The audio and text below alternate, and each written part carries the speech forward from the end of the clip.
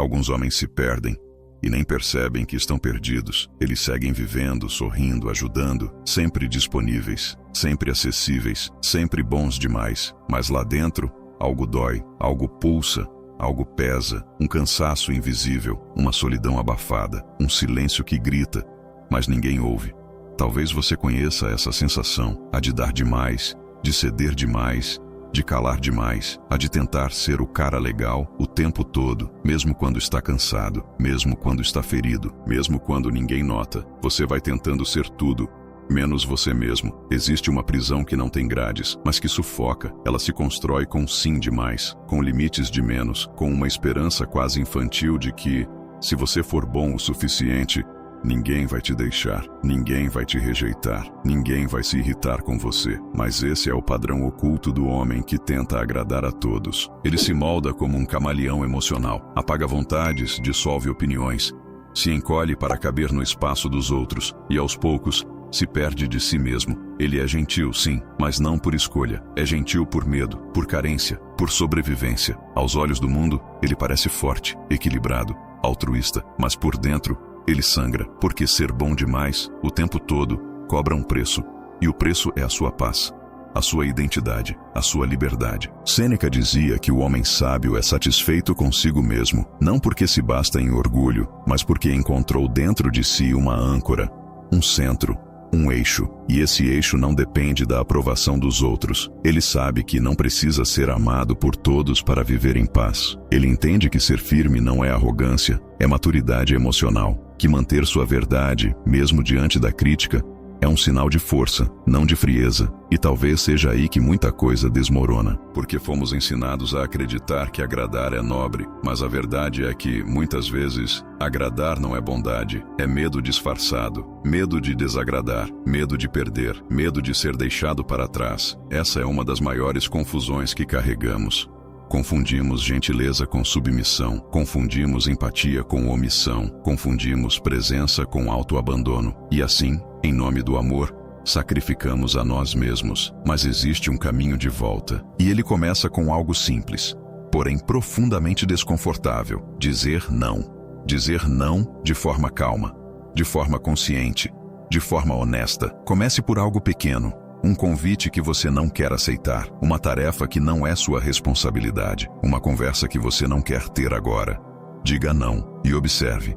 Observe a ansiedade, o medo, o desconforto e permaneça firme, presente, sem ceder. Você não está sendo egoísta, você está se curando, porque cada não consciente é um sim para a sua verdade. E só há paz quando você para de se curvar para ser amado. Imagine agora uma cena curiosa. Um grupo de macacos em um experimento. Eles repetem ações absurdas, pulam, gritam, se curvam, fazem poses, apenas para agradar o treinador em troca de comida. Eles não sabem mais o que é natural. Vivem para imitar, para performar, domados por recompensas, reféns do aplauso. Assim vivem muitos homens. Vivem para o outro, vivem para agradar, vivem para não incomodar e esquecem quem são. Mas você não precisa continuar nesse circo. Você pode descer do picadeiro, pode se despir das máscaras, pode finalmente respirar. Focar em você não é egoísmo. É a única forma de finalmente viver em paz. Não há pressa, não há fórmula. Há hábitos silenciosos e o compromisso de viver um dia de cada vez. Há um silêncio que grita por dentro. Um silêncio disfarçado de comparação que invade o pensamento quando você desliza o dedo pelas redes, vendo vidas editadas, corpos definidos, conquistas expostas. É um tipo de inveja silenciosa que não quer machucar o outro, mas te corrói por dentro. Você não diz nada, só sente. Sente que não é o suficiente, que está atrasado, que precisa correr. E nessa corrida invisível, você esquece que não há linha de chegada, porque o parâmetro não é seu, é emprestado. É moldado por um algoritmo que nunca te amou, que só quer te manter preso. Você acorda e já se compara, dorme e ainda sente que está perdendo. E no meio disso tudo, vem o desejo de provar que está bem, de mostrar que também venceu, de conquistar para expor, de parecer forte, mesmo que por dentro você esteja esgotado. A comparação virou uma lente distorcida, não te deixa ver quem você é, só quem você ainda não foi. E é aqui que o estoicismo entra como um sopro de lucidez. Epicteto dizia que a liberdade começa quando paramos de querer controlar o que está fora. A glória de um homem não está no que dizem dele, mas no que ele escolhe ser, mesmo sem aplauso. Há algo profundamente libertador em fazer o certo, mesmo quando ninguém vê, em agir com excelência, mesmo quando ninguém reconhece, porque quando o foco está no externo, o coração nunca descansa, está sempre no palco, sempre em alerta, esperando uma reação, um retorno, uma curtida. A busca constante por validação é uma droga sutil. Ela começa com um elogio, cresce com uma curtida, vicia com um comentário. O cérebro se alimenta de dopamina social, e quanto mais você recebe, mais precisa. É como um copo furado. Por mais que tentem te preencher, sempre há uma parte vazia, uma parte que grita: me vejam, me valorizem, me amem. Mas nenhum aplauso cura a sensação de insuficiência que vem de dentro. É preciso coragem para silenciar esse vício, para ficar 3 dias sem expor vitórias, sem postar conquistas, sem buscar palmas. E quando o silêncio vier, porque ele virá, não fuja, sinta, abrace o desconforto de não ser visto. E ali, no vazio da plateia, encontre a presença de si, porque a verdadeira presença não exige testemunha, ela apenas é. Buscar validação é como tentar encher um copo trincado. A água entra, mas escapa pelas rachaduras da insegurança. Nunca transborda, nunca sacia, só vaza, só gasta, só esgota. Mas quando você sela esse copo com consistência, com verdade, com valores internos, ele começa a se preencher devagar, sem pressa, sem plateia. E um dia, sem perceber, você transborda, não por causa dos outros, mas apesar deles. E esse é o começo de uma liberdade que não pode ser comprada, uma paz que não depende de curtidas, um valor que não precisa de provas. Desde pequenos, muitos homens aprenderam que ser aceito é sinônimo de ser agradável, sorrir quando não querem, concordar quando discordam, engolir desconfortos para não incomodar. É como se houvesse um roteiro invisível que diz: se você for legal, vai ser amado. Se for gentil, vai ser escolhido. Mas com o tempo,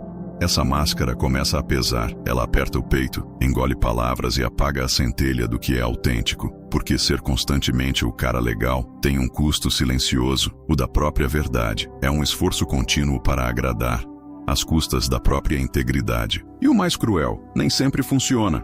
Há uma diferença profunda entre ser bom e ser moldado.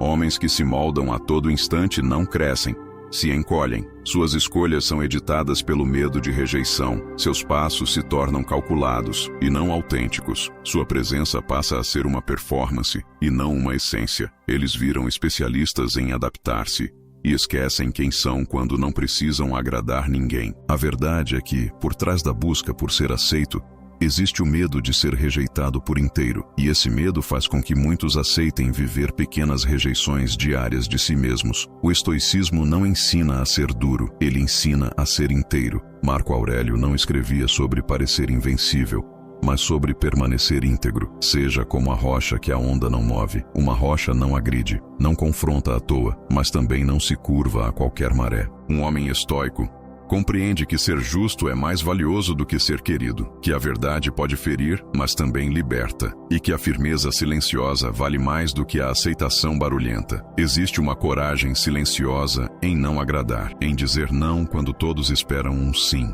em discordar com respeito, em se retirar de um lugar onde a própria presença exige esforço para existir. Essa coragem não grita, ela respira, ela se sustenta. Ela confronta sem ferir, ela desagrada, mas se preserva. Ser bom, às vezes, é uma fuga. É um disfarce para a covardia de não sustentar um conflito. É mais fácil sorrir do que explicar.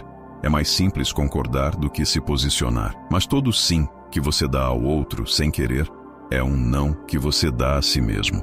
Durante 7 dias, pratique a autenticidade crua. Não exagere para impressionar. Não omita por medo. Apenas fale como é.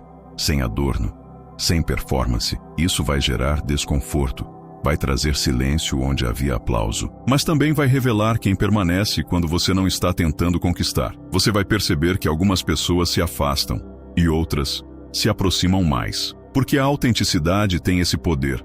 Ela afasta os frágeis e atrai os inteiros. Imagine uma árvore crescendo torta, não por causa do solo, mas porque está sempre buscando o sol nos olhos dos outros. Ela se estica, se dobra, se contorce e nunca encontra o centro. Homens que vivem pela aceitação dos outros crescem assim, tortos, desviados de si. Eles deixam de ser raízes e viram projeções. A base se perde, a direção se mistura, e um dia eles se olham e não se reconhecem mais. Tudo porque confundiram ser aceito com ser amado. Confundiram ser agradável com ser verdadeiro. Não se trata de ser rude, nem de se isolar. Trata-se de voltar para o centro, de reconhecer que ser você é mais importante do que parecer perfeito. A rocha pode ser firme e ainda assim acolher. A árvore pode crescer reta e ainda assim tocar o sol. A verdade pode ser dita com compaixão, mas precisa, antes de tudo, ser dita. Focar em você não é egoísmo. É a única forma de finalmente viver em paz. Não há pressa,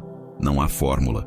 Há hábitos silenciosos e o compromisso de viver um dia de cada vez. No início, parece simples: fazer o certo, agradar, servir, ser o exemplo. Mas, pouco a pouco, esse padrão se transforma numa prisão. O homem que vive em busca da aceitação alheia, sem perceber, começa a se esvaziar. E quando o reconhecimento não vem, nasce uma raiva muda, uma revolta silenciosa contra aqueles que ele tentou agradar. Essa raiva é disfarçada. Ela não se mostra em gritos, mas em sarcasmos, afastamento e desprezo. O que era desejo de conexão vira ressentimento. Um ressentimento que se alimenta da frustração de nunca ser o suficiente. Epicteto ensinava: se você deseja algo que não está sob seu controle, se tornará escravo. E entre essas coisas incontroláveis está o julgamento alheio. O conceito de apatia não é frieza, mas liberdade. É a serenidade de não depender emocionalmente do outro para existir com dignidade. Marco Aurélio escrevia: a alma se torna invencível quando se recusa a se perturbar por algo que não pode controlar. A raiva que cresce no homem insuficiente é filha da expectativa. Quando ele solta o desejo de ser reconhecido,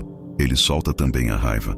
Ele não precisa mais provar nada. Existe uma humildade que é verdadeira, aquela que reconhece limites e aprende com o tempo. Mas há outra, mais perigosa, que é uma encenação. Muitos homens se dizem humildes, mas por dentro estão feridos por não serem vistos. Dizem não se importar, mas se corroem por dentro com a indiferença. Essa falsa humildade é uma defesa. O orgulho machucado veste a roupa da modéstia, e essa ferida não cicatriza porque, enquanto a aprovação for o objetivo, a frustração será o caminho. Escreva 3 expectativas que você carrega sobre os outros. Pode ser algo que esperava da família, de amigos ou de uma mulher. Agora, escreva o que sente quando essas expectativas não são atendidas.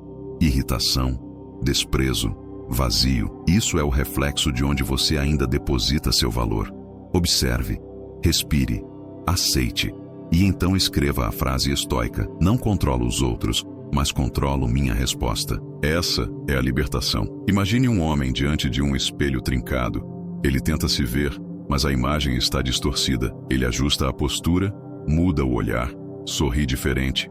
Tudo em busca de aprovação. Mas quanto mais se observa por esse espelho, mais se fere. Cada trinca representa uma opinião, uma rejeição, uma ausência de validação. A imagem nunca estará completa, porque o reflexo que depende do outro sempre será fragmentado. A verdadeira visão de si mesmo começa quando o espelho externo é deixado de lado e o olhar se volta para dentro. É neste ponto que o homem estoico encontra sua verdadeira força, quando ele para de lutar por visibilidade e passa a construir presença, não por necessidade de aceitação, mas por integridade interna.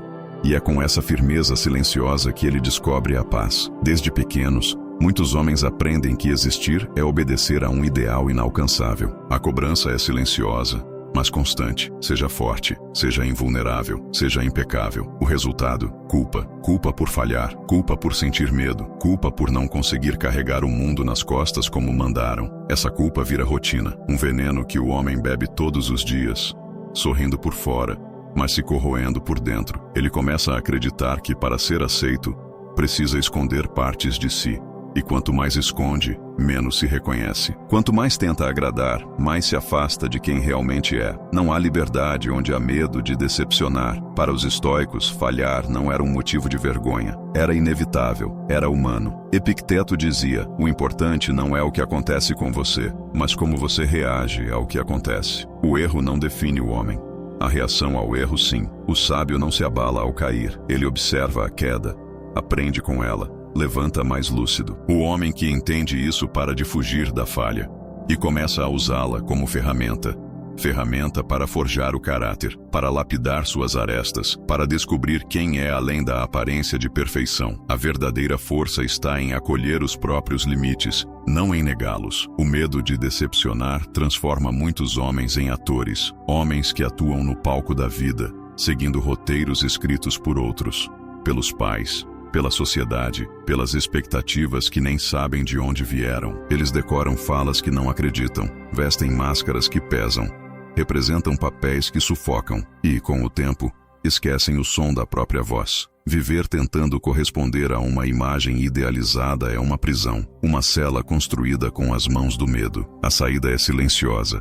Rasgar o roteiro, parar de pedir permissão para ser quem é, entender que a sua identidade não é um espetáculo, é um processo, e esse processo começa quando o medo de decepcionar se transforma em coragem para decepcionar. Pegue um papel, liste com honestidade suas falhas, todas elas, não para se punir, mas para se libertar. Olhe para cada uma como quem encontra uma cicatriz, marcas de batalhas vencidas, e não de fraquezas eternas. Depois, leia em voz baixa, sem julgamento, apenas com respeito. Cada falha é um tijolo da sua maturidade. Elas não te envergonham, te moldam. Homens que fogem das falhas vivem tentando sustentar uma estátua. Homens que aprendem com elas constroem uma base real. Imagine um cavalo livre, forte, veloz, um animal feito para correr vastas planícies, com os olhos brilhando liberdade. Agora imagine esse mesmo cavalo sendo adestrado. Toda vez que escuta o som do chicote, ele salta, obedece, repete, até que o som se torna lei, e a liberdade,